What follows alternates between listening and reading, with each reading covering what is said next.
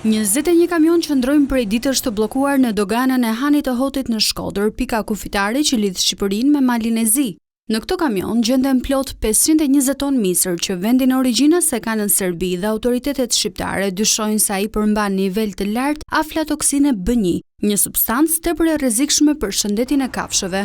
Deri më tani janë kryer analiza për 4 ngarkesa, të cilat kanë rezultuar me nivel të lartë të aflatoksinës, ndërkohë që pritet përgjigje analizave për 17 ngarkesat e tjera.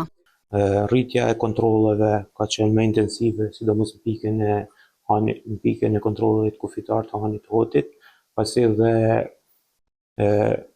importi është më i lartë në Han të Hotit. Mund të them që jemi të fokusuar për rritjen e eficiencës së strukturës dhe kontrollin më të avancuar të situatës. Haderi tregon procedurën që do të ndiqet me sasinë e bllokuar. Procedurat e bllokimit janë deri në daljen e analizave,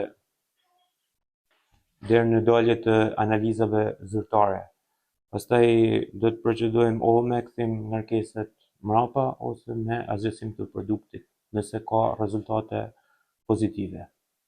Qarku i Shkodrës regjistron kështu sasinë më të madhe të misrit të sekuestruar nga AKU në dogana që arrin në 520 ton. Kjo substancë kancerogjene infekton jo vetëm kafshët, por edhe njerëzit që konsumojnë mishin e qumshtin. Aflatoksina dëmton mëlçin dhe organet e tjera jetësore. Në lidhje me këtë aksion, më herët ka pasur edhe një bllokim të një ferme në fshatin Trush, pasi rezultonte se furnizohej me misër blektoral nga subjekti ndaluar në dogan.